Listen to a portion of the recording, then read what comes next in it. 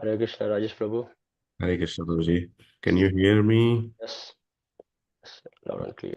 So it get started. So I'm going to cover for Lampriya Mataji. Just mechanically, qualitatively, I cannot cover her, but I'll try my best. Om Namo Bhagavate Vasudevaya. Om Namo Bhagavate Vasudevaya. Om Namo Bhagavate Vasudevaya. Narayanam namaskritya naram chaiva narottamam devim saraswatim vyasam tato jayam udhirayet Shrинавतां स्वकथा Krishna पुण्यश्रवण कीर्तना हृदयन्तस्तो हि अभद्राणि विधुनोति सुहृत्सताम् नष्टप्रायेषु अभद्रेषु नित्यं भागवत सेवया Bhagwati उत्तमश्लोके भक्तिर्भवति नैष्ठकी. So today we are going to read from Canto 4, the creation of the fourth order, Chapter 2, Daksha curses Lord Shiva, verse 23 to 26. Buddhaya parabhidhyayinya vismrutatma gatih pashuho strikama so asvatitaram daksho bastu mukho achirata achirat. Translation and purport by His Divine Grace, A.C. Bhaktivedanta Swami Srila Prabhupada Ki Jai. Translation: Daksha has accepted the body as all in all. Therefore, since he has forgotten the Vishnupad or Vishnu Gati and is attached to sex life only, within a short time he will have the face of a goat. Vidya buddhir vidyayam karma maya masau jadaha samsarantivi ye chamu manu sharva vamaninam. Translation: Those who have become as dull as matter by cultivating materialistic education and intelligence are nascently involved in fruitive activities. Such men have purposely insulted Lord Shiva. May they continue in the cycle of repeated birth and death. Purport: The three curses mentioned above are sufficient to make one as dull as stone, void of spiritual knowledge, and preoccupied with material education, which is nescience. After uttering these curses, Nandishvara then cursed the Brahmanas to continue in the cycle of birth and death because of their supporting Daksha in blaspheming Lord Shiva. Giraha Shrutaya Pushpinya Madhugandhena Bhurina Mathna Shonmathitatmanaha Sammuhi Antu Haradvishaha.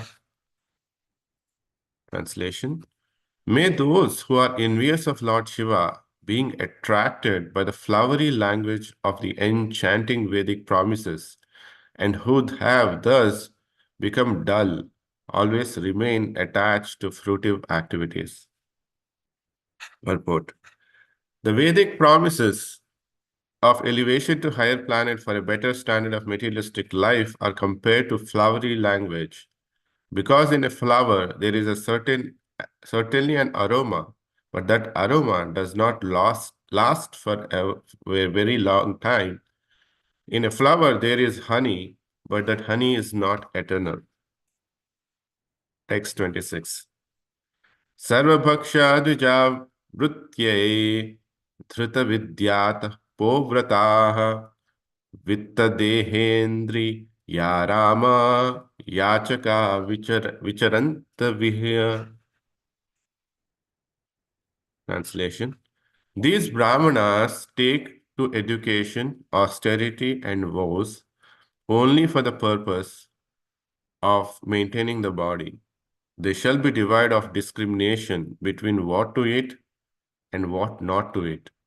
They will acquire money, begging from door to door, simply for the satisfaction of the body. Purport. The third curse inflicted by Nandishvara on the Brahmanas who supported Daksha is completely functioning in the age of Kali. The so-called Brahmanas are no longer interested in understanding the nature of the Supreme Brahman. Although a Brahmana means one who have attained knowledge about Brahman. In the Vedanta Sutra, also it is stated, Athato Brahma Jigyasa.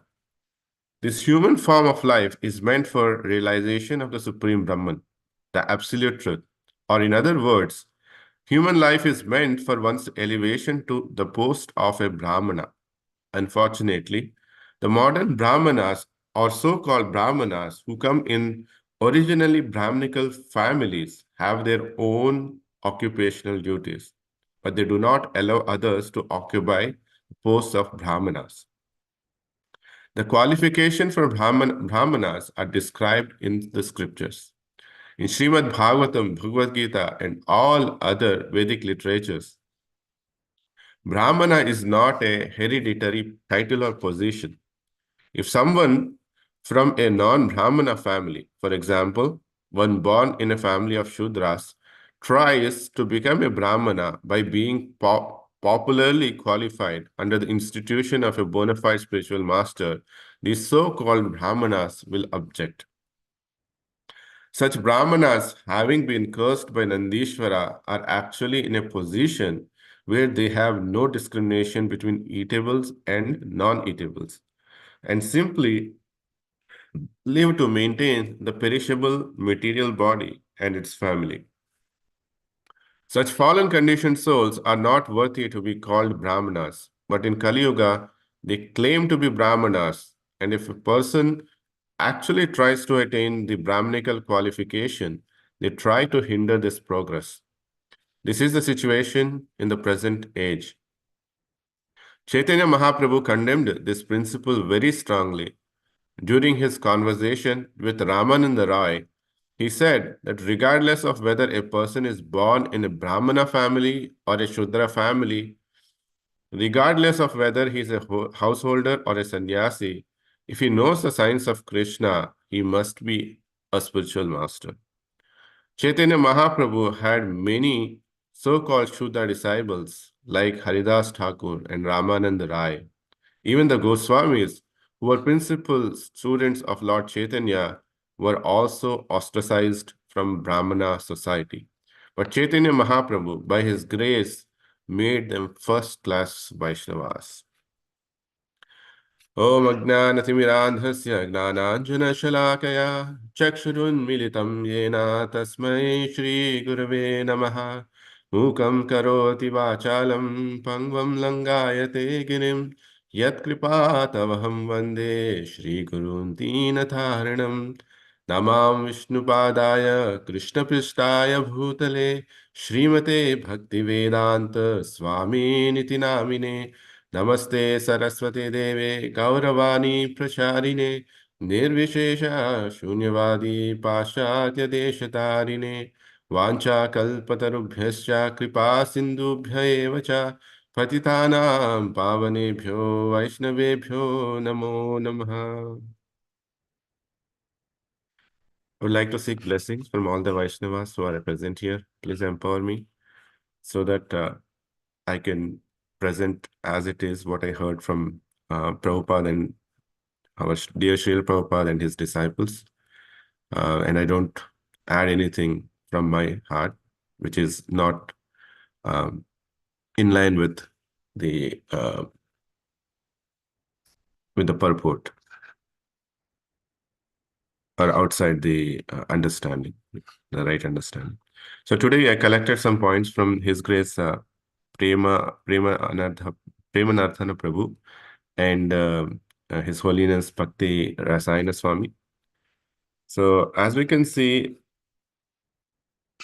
at least in this verses, we hear about the curses actually made by Nandi to Brahmana.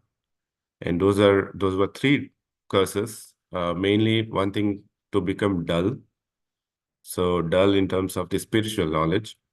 And through that, when one becomes devoid of spiritual knowledge, the progression would be that you will always remain in this material world by being body conscious and be always attached to the fruitive activities. Those were the three curses what Nandi had given to Brahmana. And on what occasion? When Brahmanas started insulting Lord Shiva.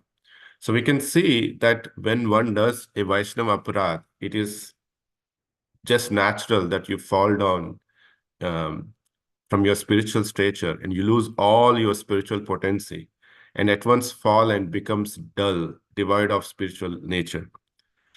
And when you don't have spiritual knowledge and spiritual nature, it's natural that you get um, attracted to the material things, which further brings you down in terms of uh, the status of the human, right? This is what exactly His Holiness Brahman Maharaj was showing, right? Whenever you do Vaishnava Aparadh, you get attracted to the material things and which further brings you down. And it goes on and on, and then it's just a path to hell. So that's why Vaishnava Aparadh is something that we have to avoid. And in this ISKCON society also, we have heard so many, we know many devotees who are against Lord Shiva. They also say that you should not, you should heard a lot of negative things people saying. So that is something that we have to keep in mind. We have to understand that Lord, what's the position of Lord Shiva? So Lord Shiva is Vaishnavanam Yatha Shambhu. So he's the foremost Vaishnava. So how can we even think of even insulting Lord Shiva, right? So if we are going to continue or we develop a concept that Lord Shiva is a demigod, he's a demigod, but understanding the right perspective that he is a Vaishnava. If we don't understand in right context, then and we start insulting Lord Shiva, then that's naturally we'll go down in a spiritual life. We may have knowledge, we may recite shlokas, we may have followers, we may have friends, but spiritually we would be devoid. So coming to the main context of these verses, like it is, these verses clearly talk about the misdirected intelligence of the modern Brahmanas, right? Brahmanas, in general, the conception is that we call it as educated people, educated class.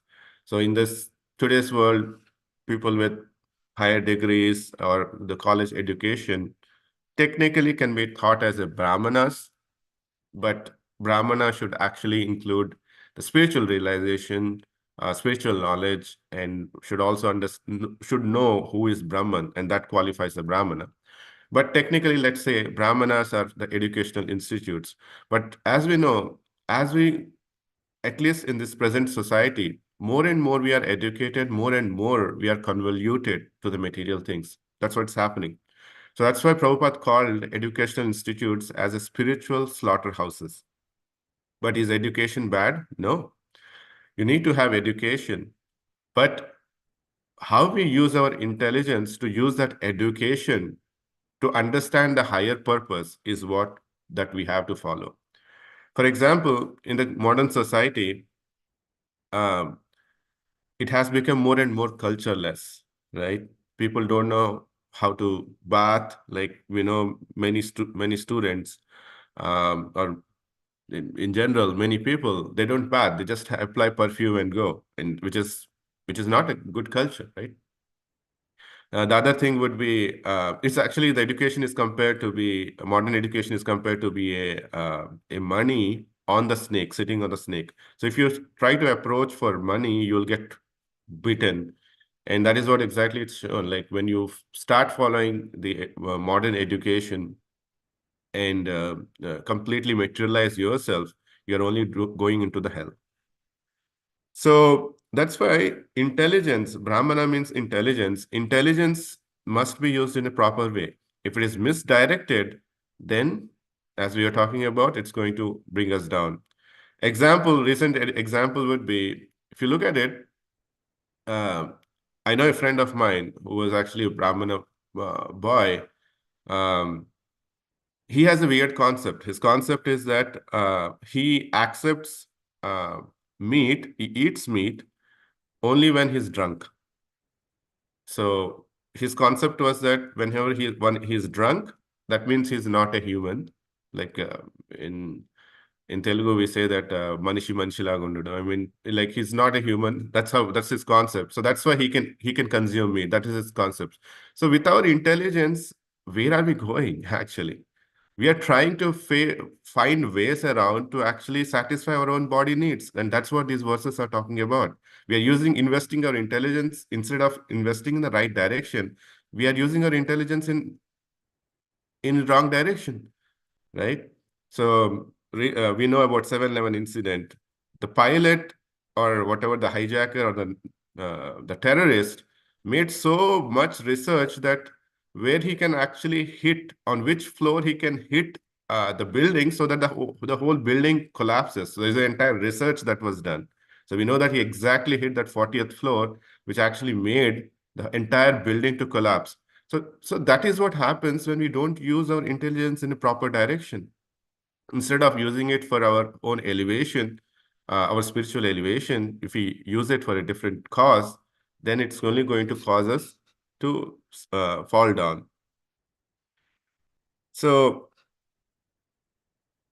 so in Kali Yuga, that's why in Kali Yuga, uh, we are characterized more like an external appearances. That's how we have identified ourselves. Like, for example, Brahmana, if you have a thread, okay, and if you show the thread, okay, you are a Brahmana. For instance, we can also little. I heard this something from Gaurang Prabhu. If you want to be a bhakta, just go to a shop, spend like 500 rupees, like have a dhoti, kurta, some tilak, and then you are a bhakta, right? But that is not true, right? Gaurang Prabhu was actually doing a sarcastic, because people have developed this attitude that when you externally force yourself to be a devotee or someone, then that is only what it's counted. But in reality, it's not the external appearance, but it's a quality. It's a qualities that defines whether you are a Brahmana or what guna you are in, right? So there is one instance that comes in the life of Gautama Rishi. So when Gautama Rishi was actually accepting the students, so there were many students came in and they were saying, and Gautam Rishi was asking, like, who are you? And like, what is your caste? And all these other students were saying that, yeah, I'm son of Kshatriya, I'm son of Brahmana, etc., etc., etc. And there was one person, one student, and he says that I don't know, because my mother was a prostitute and she had many relationship with many men, so I don't know where do I come from. So all the other students were making mockery of him, like, okay, now you are disqualified, and then they were laughing, you are son of prostitute. But Gautam Rishi accepted that student. Why? Because he looked at the quality of that student. He was telling the truth. He was brave enough to admit the quality, and which is the quality of a Brahmana. So he said that you are surely a son of a Brahmana, and he accepted it.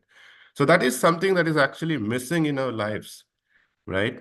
We see only the external things, but what is the status, what is the consciousness of that person is something that is easily missed. So similarly, this is something that we have to meditate seriously in our lives too. Like as Prabhupada's mission, because of the mercy of Prabhupada, Prabhupada has created so many Brahmanas, and his main mission is to create Brahmanas so that the society can be educated with a real knowledge. So that is, so if that is the main motive, we have to really question ourselves. Are we doing the right thing by serving Srila Prabhupada? Are we studying the books of Prabhupada?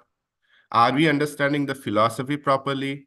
Or are we just ritualistic doing? If we are ritualistically doing, and and it's just a matter of time that slowly and slowly we may get pride. And once we get pride, it's just the downfall, right? We can be like another Smartak Brahmana who are actually posing themselves to be Vaishnavas, but devoid of anything. So that is the reason why we have to take Prabhupada's instructions very seriously. We have to, so we can think about it, right? How Srila Prabhupada has designed the program. Look at the Mangal Aarti, right?